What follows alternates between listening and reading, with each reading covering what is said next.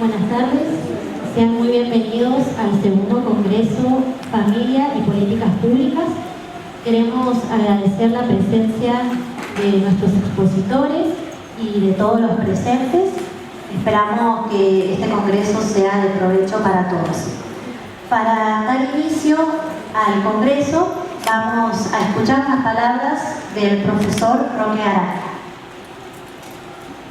Buenas tardes a todos. Muchísimas gracias por acompañarnos en el segundo Congreso del Sur de Mendoza, Familia y Políticas Públicas. En el año 2021, dentro de un proyecto editorial que posee el Centro de Estudios Sociales Carlos Sacheri, lográbamos reeditar Gobernar para las Familias de Ignacio Garno Ortiz. Acá les muestro, para nosotros es como un hijo, pero la edición del 2002 y la edición que nosotros pudimos hacer acá en San Rafael. Su primera edición había sido en el año 2002. Esta edición inspiró el primer Congreso de Familia y Políticas Públicas. En ese primer congreso que realizamos en el Centro de Jubilados de la calle Mitre, los expositores y el texto en sí nos demostraron que era necesario enlazar los temas familia y política y que caminaran juntos. De allí que hoy les estamos dando la bienvenida a este segundo congreso.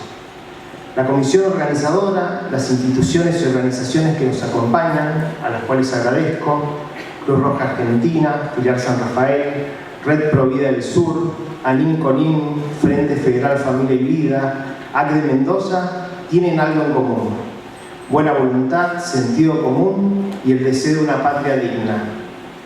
Esa patria digna no se logra sin familias dignas. Hoy la familia ha dejado de ser el centro de la escena social por completo, imponiéndose una concepción totalmente individualista. De allí el primer objetivo del Congreso: poner en primer plano la familia y generar políticas públicas con perspectiva de familia. Nuestro segundo objetivo: que aquellos que saben, por su profesión, cargo, su desempeño en diferentes tipos de gestión en instituciones, tengan un ámbito de diálogo, intercambio y reflexión sobre la familia y su papel social y político. Por último, fomentar en todos la importancia de la familia para robustecer la sociedad. Este grupo humano, al buscar su desarrollo espiritual y material, se convierte en el mayor propulsor de una sociedad justa, equitativa, inclusiva, pacífica y feliz, además de ser la primera fuente de valores y virtudes tan necesarias en la actualidad. En nombre del Centro de Estudios Sociales Carlos Sacheri, la comisión organizadora y las organizaciones que nos acompañan, les agradecemos su interés y esperamos que sea de gran provecho este congreso. Gracias.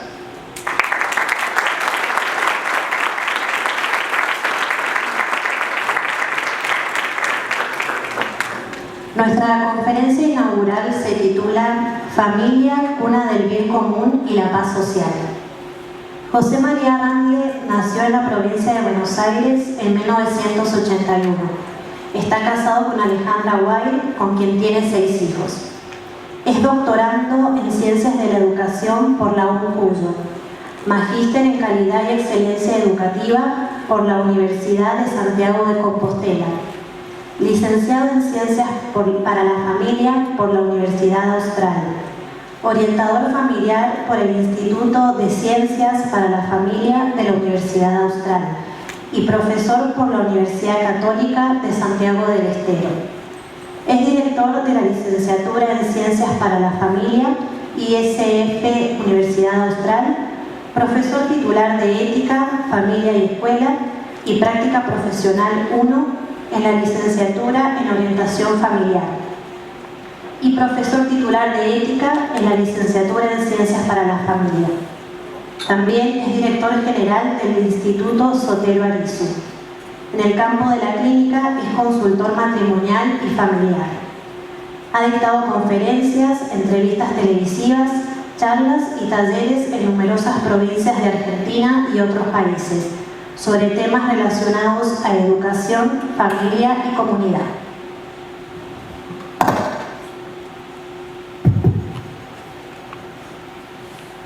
Bueno, antes que nada, gracias por la invitación a los organizadores y gracias por la presentación. Esto va a ser, como es un congreso, es una conferencia un poquito aburrida, así que de antemano ya les digo, pero lo bueno es que solamente va a durar 40 minutos, no creo que dure más. No porque no quiera, sino porque no puedo, ¿sí? Nada más que por eso. Entonces, vamos a hablar hoy sobre el matrimonio y la familia, o la familia como cuna del bien común y la paz social. En casi todas las sociedades humanas, la institución del matrimonio ha tenido y continúa teniendo tres propósitos públicos que son importantes. En primer lugar, el matrimonio es una institución a través de la cual las sociedades intentan organizarse para tener y educar a sus hijos. En especial, es importante asegurar que los hijos reciban el amor y el apoyo de sus progenitores. En segundo lugar, el matrimonio orienta y proporciona orden y estabilidad a las relaciones sexuales adultas y a sus consecuencias económicas, sociales y biológicas. En tercer lugar, el matrimonio educa cívicamente a los hombres, otorgándoles una razón de ser, normas y rango social que orientan sus vidas, alejándolos del vicio y encaminándolos hacia la virtud. El matrimonio alcanza sus finalidades múltiples tanto a través de medios sociales como biológicos, los cuales no son fáciles de imitar por ninguna de las distintas alternativas al matrimonio. Cuando el matrimonio es fuerte, tanto los niños como los adultos tienden a prosperar. Cuando el matrimonio se rompe, todos los elementos de la sociedad sufren. A estos tres propósitos públicos agregaría un cuarto propósito público, a saber, el matrimonio y la familia son el fundamento del desarrollo o conquista de la paz social. Y este es el punto en el que quiero hacer foco. Entendiendo que donde no reina la paz, reina la discordia, el desorden y la violencia. Existen numerosos estudios que demuestran la relación entre familias no funcionales o monoparentales y el aumento de la criminalidad, las adicciones, los frecuentes desafíos a toda clase de autoridad, el fracaso escolar, la delincuencia, los embarazos adolescentes, etc. Tal es así que el 70% de los delincuentes en Estados Unidos de América crecieron sin un padre, es decir, en una familia monoparental. Podemos afirmar que la asociación estadística entre ausencia del padre y delincuencia es más fuerte que la que vincula a fumar y cáncer de pulmón o enfermedades cardiovasculares. Pero hoy haremos foco en la paz y veremos que el enemigo principal de la paz no es la violencia, sino la pereza. De aquí veremos cómo el antídoto para la pereza y uno de los elementos fundantes de la paz solo puede encontrarse en su expresión natural y plena en el ámbito del matrimonio y la familia. Usaremos como vehículo para esta conferencia una obra de Ambrogio Lorenzetti, un pintor italiano, esta obra está pintada en 1338 o 39, que es la misma que utiliza el gobierno de Siena, en Italia, para proponer los objetivos de desarrollo sostenible de la Agenda de Naciones Unidas 2030, olvidándose, claro, de algunos elementos o detalles como, por ejemplo, la boda, que aparece de modo central en esta obra, y las virtudes necesarias para un buen gobierno. Así también fundamentaremos todos los argumentos que vamos a decir acá con una investigación muy importante, que lo van a ver citado hoy como Whitehurst Institute de la Universidad de Princeton, que también se conoce como los principios de Princeton, intitulado Matrimonio y Bien Común, que reúne a especialistas de distintas áreas académicas y toma como punto de partida el estudio más extenso que se haya realizado sobre familia y su impacto social, como es el de Sarah McLanahan, con agregados de otros autores e investigadores. Entonces, ahora sí, vamos al tema. Yo confío que van pasando las diapositivas como son, así que no, si ustedes ven que no coinciden, me avisan, me levantan la mano.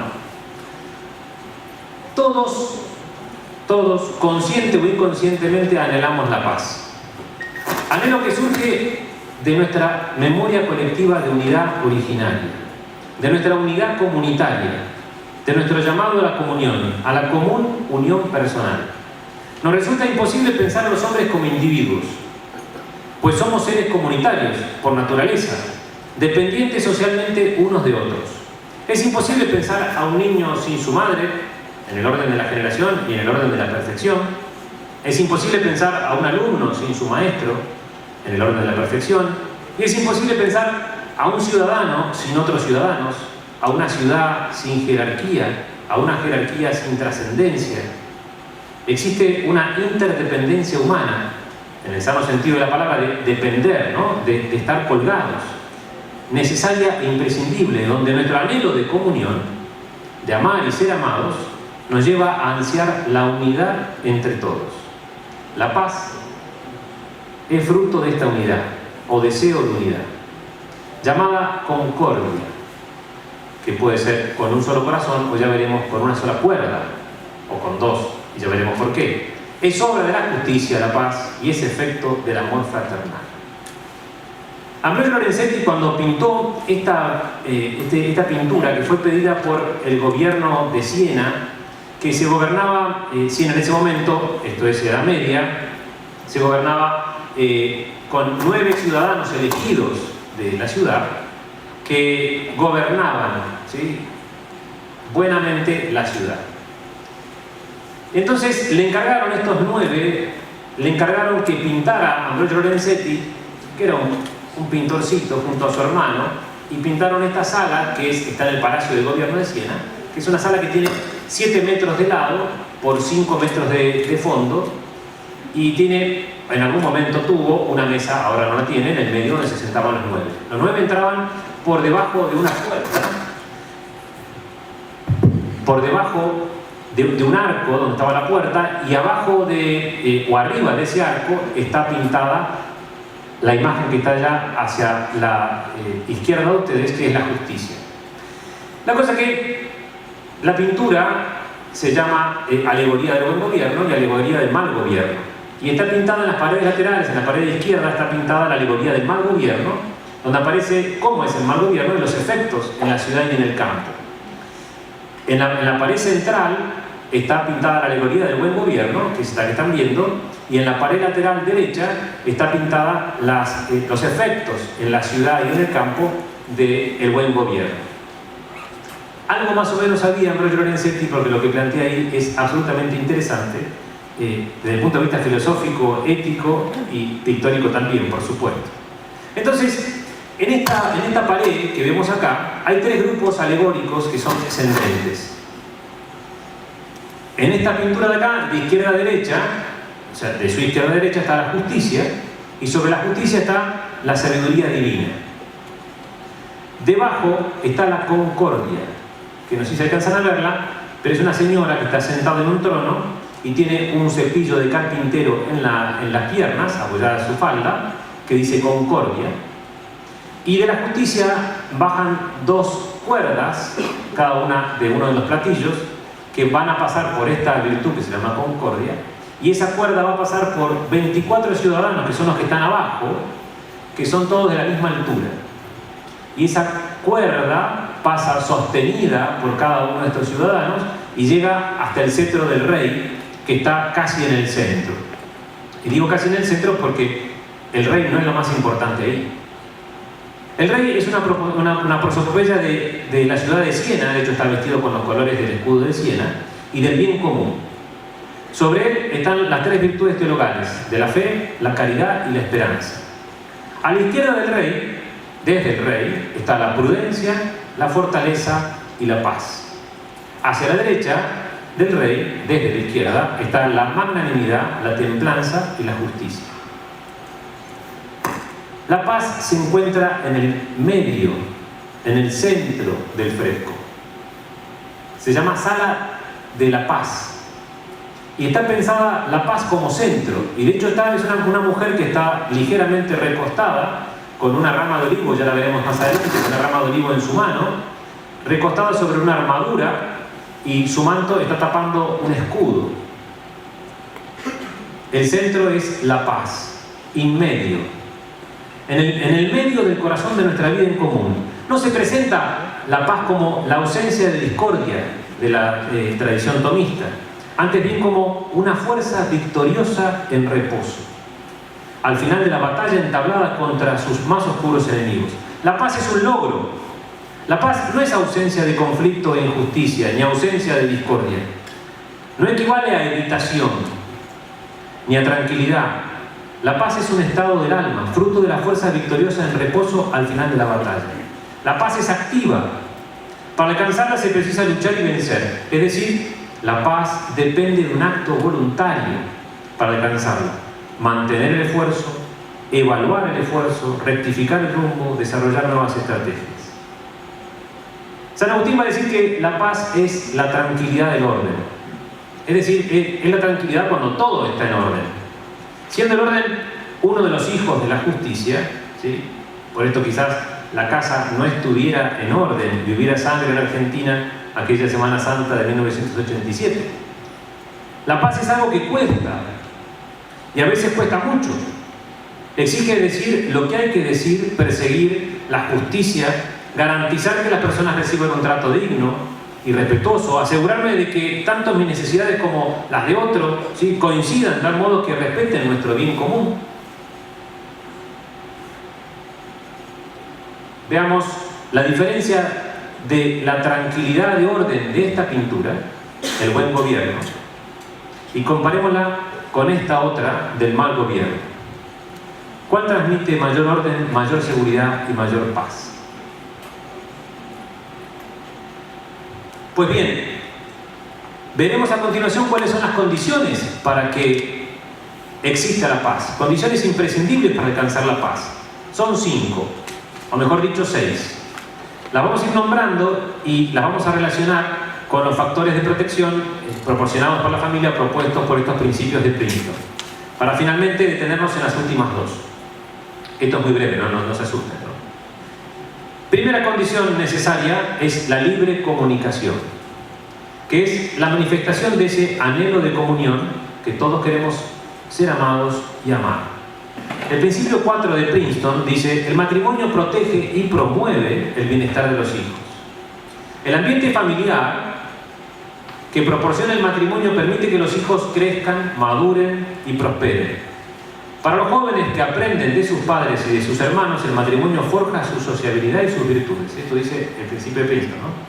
Siempre que sea posible, los niños han de tener el derecho de conocer, no solo en el sentido biológico, a su madre y a su padre.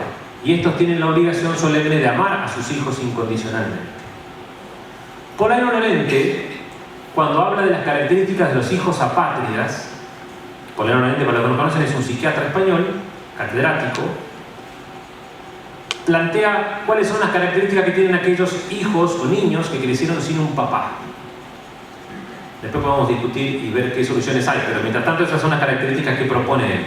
Dice que principalmente los efectos o características de los hijos apátridas, en primer lugar está la abulia afectiva por desconocimiento. Los niños se conocen a sí mismos por medio de su papá y no de su mamá. Su mamá le puede decir siempre que es muy bonito, pero el papá cuando le dice que es bonito es porque es cierto, ¿sí? Y cuando la mamá le dice que es muy bonito y él está preso, no se la cree porque es su mamá. Pero si su papá le dice que es muy bonito y él está preso, está convencido que es bonito, ¿sí? El niño se conoce por medio de su papá y para esto necesita una comunicación con su papá.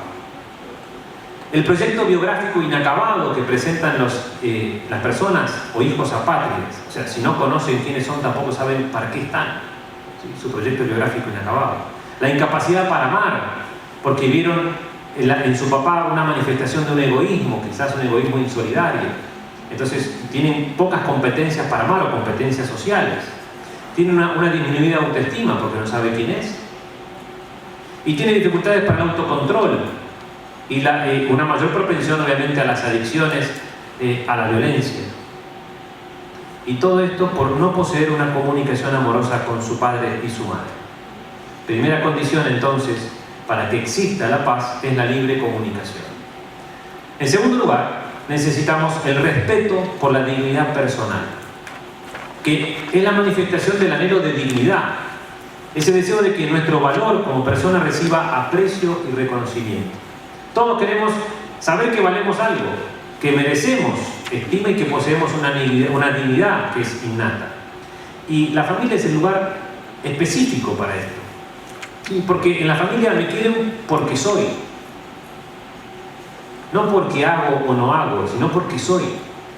Y una mamá quiere a su hijo porque es hijo, porque existe, simplemente. Y esto, evidentemente también, como lo manifiesta también el principio 6 de Princeton, el matrimonio crea una riqueza, ¿sí?, al aumentar el capital humano y social. Porque dice que el matrimonio antepone los intereses de las personas en función de los demás. Y por eso las familias se enseñan a ocuparse de los niños, a ocuparse de los adolescentes, a ocuparse de los ancianos. Es la familia donde se aprende eso. En tercer lugar, el respeto por el bien común. En la pintura, el bien común está representado por el rey, ¿no? Va a decir Séneca, el hombre es un animal social nacido para el bien común. Y Wojtyla va a decir que el bien común por su naturaleza es el bien de muchos. En su dimensión más plena es el bien de todos. Unifica la multitud de los sujetos en un solo nosotros. Fíjense cómo aparece el aspecto comunitario, ¿no? En un solo nosotros. Es manifestación del anhelo de bienestar, ¿sí?, que es el deseo de integridad mental, física y espiritual, buscando la perfección integral de la persona humana en todas sus dimensiones. El principio 5 de Princeton dice, el matrimonio sostiene la sociedad civil y promueve el bien común. La sociedad civil, leo lo que dice, ¿no? La sociedad civil también se beneficia del orden que supone un matrimonio estable. En sí, las familias son pequeñas sociedades y la unión de confianza que establecen de generación en generación y entre la familia de los cónyuges es un componente clave del conjunto de la sociedad. Las virtudes que se adquieren en la familia, generosidad, abnegación, confianza, autodisciplina, son decisivas en cualquier ámbito de la vida social. Esto dice Princeton. En cuarto lugar, condición para la paz, la práctica de la fraternidad, que es la cuarta condición, ¿no?, para alcanzar la paz. Pero aquí habrá que hacer algunas distinciones, puesto que la fraternidad puede ser malinterpretada entendiéndose como masificación, sin vinculación humana, donde todos tenemos los mismos derechos y obligaciones, construyendo toda jerarquía, aplanando las relaciones que son asimétricas, haciéndolas simétricas. Si bien somos todos hermanos, ontológicamente hablando, cada uno tiene una misión diversa en cada ámbito. Así el papá es papá con sus hijos, los hermanos son hermanos, pero a la vez son hijos. Los maestros son educadores y no amigos. Por más que exista una amistad, ¿no?, una amistad pedagógica. Es decir, hay una asimetría en las relaciones. La fraternidad es la expresión más perfecta de la humildad. Estrictamente, humildad es el hábito de vivir en la verdad. Vivir en la verdad es reconocer nuestra propia condición de criaturas, y esto se llama humildad metafísica. Y nuestros defectos personales y debilidades naturales se llama humildad espiritual. Pero también significa reconocer la dignidad y la grandeza propia, y eso se llama humildad ontológica. Y también nuestros talentos y nuestras virtudes, que es la humildad psicológica. Finalmente también es reconocer la dignidad y la grandeza de los demás, y eso se llama humildad fraterna. Como vemos, la humildad es fruto del conocimiento de Dios, de uno mismo y de los otros, como dice Alexander Howard. La humildad, en otras palabras, es la ambición de servir. ¿De servir a quién? A nuestros hermanos, a los otros, reconociendo que necesitan de mí, de mi persona, de mi ayuda, de mis talentos. ¿Para qué? Para ser mejores. De aquí que uno de los efectos de la humildad sea la paz, porque esta es la tranquilidad del orden. Y la humildad es el orden en todos los grados, nos hace sumisos a Dios, afables con el otro y resignados ante nuestras miserias personales. El orgullo, en cambio, siembra inquietud. De hecho, el orgulloso se queja constantemente de Dios, de los hombres, de las circunstancias, es ambicioso. Le deprime el fracaso, no le apacigua el éxito, sino que siempre quiere más. La carencia de la verdadera humildad conduce irremediablemente al desconsuelo, la inquietud y el engaño. Como expresara un autor alemán del siglo XV, te enseñaré el camino de la paz y de la libertad verdadera. Procura hacer antes la voluntad de otro que la tuya. Escoge siempre tener menos que más. Busca siempre el lugar más bajo y está sujeto a todos. Busca el consejo de sabios, sirve incansablemente a todos, así entrarás en los términos de la paz y el descanso. La paz está ligada a la vivencia y práctica de la humildad. ¿Sí? Fíjense que no es otra cosa esta humildad que la ambición de servir. Pero también, como condición necesaria para la paz, entran ahora en quinto lugar, o en quinto y sexto, entendemos que para que exista paz, ¿sí?, tiene que haber justicia y tiene que haber amor.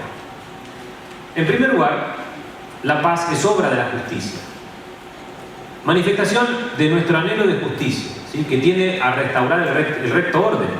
Nos hace salir de nosotros mismos y nos recuerda que debemos preocuparnos por quienes nos rodean, ejerciendo la justicia conmutativa o distributiva. Busca que todo esté ordenado según una jerarquía: la cosa, el animal, el hombre, Dios. De la justicia se desprenden dos cordones que trenzarán la concordia.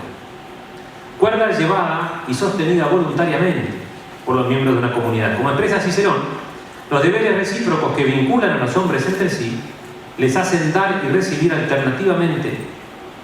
Es la virtud que vincula espontáneamente a los ciudadanos y compatriotas que viven juntos bajo la misma ley y el mismo lugar. Pensemos en nuestros hijos, en nuestros esposos, en nuestras esposas, en nuestros ciudadanos. Deben llevar la cuerda. Ellos son artífices activos de la paz. No están atados, van hacia el bien común.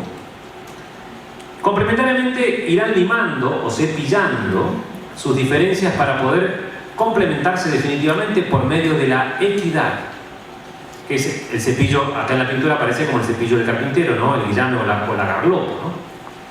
Equidad que no equivale dar a todo lo mismo, sino a cada uno lo propio, ¿sí? Como va a decir Cicerón, allanando nuestras diferencias es la única manera de no favorecer a unos despreocupándose de otros y de tratar a todos con la misma equidad. Favoreciendo la confianza, aumentando el bienestar, es decir, la integridad mental, física y espiritual, buscando la perfección integral de la persona humana y de todas sus dimensiones. La paz es obra de la justicia y también es efecto del amor. El amor es condición necesaria para alcanzar la paz en todo ámbito social. Pero no solo un amor sensible, sino un amor virtuoso, desprendido, generoso, en clave de don. El buscar el bien de cada persona, independientemente de mi propio bien, es asegurar el éxito y el bien común social. Aquel que gobierna en clave de don, no solo haciendo obras, sino dándose personalmente en testimonio ético, es el que verdaderamente gobierna. Piensen en un gobierno más chiquito como una casa, ¿sí? Un papá y una mamá que se dan, ¿sí?, son los que verdaderamente gobiernan, los que verdaderamente educan. El matrimonio también ofrece a los hombres y mujeres, cuando se unen, un bien que no pueden encontrar de otra manera, una entrega mutua y completa de su persona. ¿Sí? Va a decir lo que debe ser planificado y practicado diariamente, pues es una virtud. Se manifiesta de modo concreto en la diligencia, remedio efectivo contra la pereza y el consiguiente premio de la paz. Veamos pues de qué va la pereza y su relación en el amor. Entonces vimos algo de la paz, sus condiciones de la paz, ¿sí? Veamos ahora cuáles son, o cuál es su enemigo y cuál es su antídoto. Y prometo que estamos cerca del final. Lorenzetti indica los enemigos de la paz en su fresco. En la pared izquierda de la sala, por medio de la alegoría del mal gobierno, ¿no? Y en esta manifiesta dos enemigos: la guerra externa y la discordia interna. En la guerra externa, yo planteo siempre como enemigos invisibles, que para mí son la contracultura slim, que es la superficialidad, la liquidez, el individualismo y la masificación, ¿sí?, que son enemigos invisibles. Pero hay otro montón de enemigos como guerra externa. Hasta hace 40 años o 50 años el matrimonio guiaba las relaciones sexuales, la procreación y la educación de los hijos para la gran mayoría de los adultos. En los últimos años el control del matrimonio sobre estas tres competencias de la vida social ha disminuido y ha tenido serias consecuencias negativas para la sociedad en conjunto. Hay 4 procesos que son el triste resultado de la separación entre el matrimonio, el sexo, la procreación y la natalidad. Especialmente preocupantes, que son el divorcio, los hijos ilegítimos, la cohabitación y el matrimonio entre personas del mismo sexo. Y esto no lo digo yo, sino que lo dicen los principios de Princeton. Y también están, así como aparece la guerra externa, también está la discordia interna. Que discordia significa del sufijo dis, negación, o contrario al corazón, o contrario a la cuerda. Podría ser también, ¿no? Contrario al corazón, pero también es quizás cortar esa cuerda hacia el bien común. En la pintura de Lorenzetti, al igual que con el buen gobierno, pinta tres grupos alegóricos. En la parte superior, ahora vamos a hacerlo para arriba, pensando arriba, aparece sobrevolando sobre el rey, entre comillas, se encuentra la soberbia, la avaricia y la vanagloria. Obviamente en oposición con la fe, la esperanza y la caridad. En el segundo grupo alegórico, o sea, en el medio, se encuentra en el centro el tirano o la tiránides, ¿sí? Y a su izquierda y de izquierda a derecha está la crueldad, el engaño y el fraude. A su derecha, de izquierda a derecha, se encuentra el furor, la división o la divisio, y fíjense que tiene en la mano, no sé si alcanzan a ver, una sierra, en contraposición a la concordia que tenía un cepillo, ¿sí? La divisio que divide, ¿no? Y la guerra, que es el último que está ahí con su escudo. Sobre los pies descansa una cabra, símbolo diabólico. Y en el tercer nivel alegórico está la justicia atada. Ambos enemigos, acompañados de estos vicios, socavan toda justicia y todo amor. Impiden toda expresión tonal hacia los otros, destruye todo tipo de humildad, servicio y sobre todo imposibilita el encuentro con los más necesitados, con los más vulnerables. Por eso, el principal enemigo de la paz es la pereza. A prima facie pareciera que la pereza no tiene mucho que ver con la paz ni con el amor. Esta pintura que está acá no es de Ambrogio Lorenzetti, ¿sí? Es de Ramón Casas y es de 1898. Pero se titula La pereza. Y fíjense qué contraste que tiene con la mujer de blanco, que simboliza la paz, de Ambrogio Lorenzetti. La pereza es el mal de la indiferencia. Es decir, elegir no intentar mejorar una situación, una relación humana que sé que es nociva o injusta. Bien porque creo que será muy costoso, bien porque no me apetece. La pereza es una falsa paz.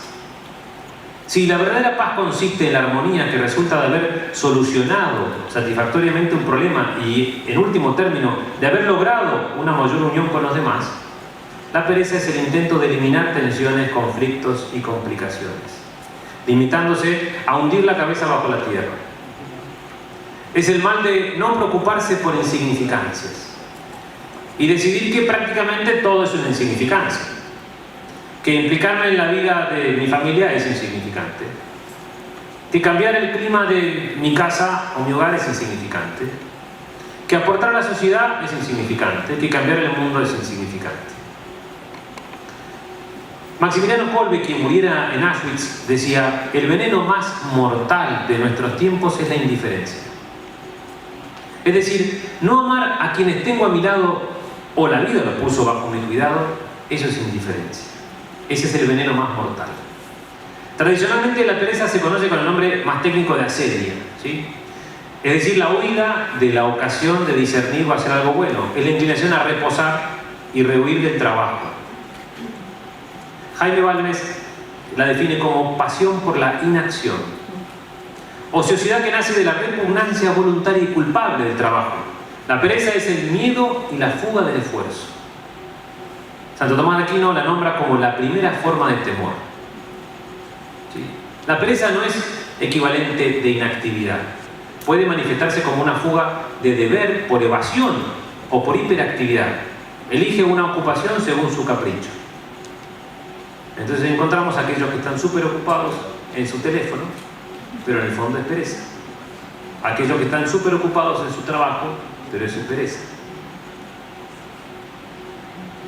Se caracteriza por el incumplimiento de los deberes. El proceso puede pasar primero por la ociosidad y soñolencia de los deberes de Estado, no cuidar y educar a mis hijos, no cuidar y atender a mi esposa, el esposo, etc., pudiendo culminar en una imposibilidad de obrar el deber, lo cual es fruto de la bulia que termina generándose en el alma.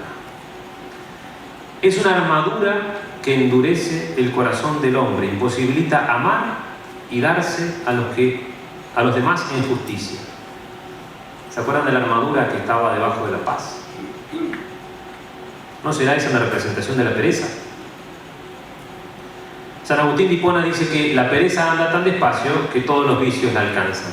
Con lo cual, debemos prestarle atención de no arrancarla, podemos caer en todos los vicios. Y el remedio o antídoto es la diligencia. Y aquí tenemos otra obra que no es tampoco de Ambrogio Lorenzetti, sino que es de Pieter Bruegel, el viejo, que está en Viena, de 1568, y se llama La boda campesina. Y esto, en estas regiones, estamos muy acostumbrados a verlo. ¿Sí? Cuando alguien se casa o cumple años, todo el pueblo ayuda. ¿Sí? El vecino trae unos chanchos, el otro se suma por unos vinos, después nadie se va, pero todos llegan. Por el contrario, la diligencia es la virtud que vence a la pereza y al mismo tiempo nos ayuda a materializar nuestro anhelo divino de paz, poniendo en funcionamiento nuestros dones para responder a los problemas que nos enfrentamos y haciéndonos mantener el rumbo cuando inevitablemente las cosas no salen tan bien como hubiéramos previsto. Es definida de diversas maneras, pero en todos los casos como una hija del amor. Se define como prontitud caritativa, como prontitud de ánimo, como agilidad interior o como prisa apacible por hacer el bien. La diligencia nos predispone al don, a darnos desinteresadamente, a reconocer la dignidad de los demás, a buscar el bien de cada uno, a servir en cada detalle, a aquellos que tengo que servir cumpliendo los compromisos, siendo activo y ambicionando servir. Esa es la humildad. La diligencia favorece el ejercicio de la humildad, de la fraternidad, restaurando la unidad original, de la justicia, del amor, dispone las condiciones para el bien común y favorece la libre comunicación. Todas estas condiciones, o todas estas, son condiciones para la paz.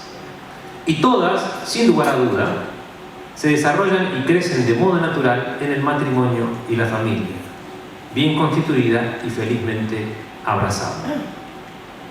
Como hemos visto a lo largo de esta ponencia, la pérdida de la paz es consecuencia de considerar al matrimonio y la familia como propósitos públicos, de no considerar al matrimonio y la familia como propósitos públicos y promotores del bien común. Paz que no equivale a ausencia de conflicto e injusticia, ni ausencia de discordia,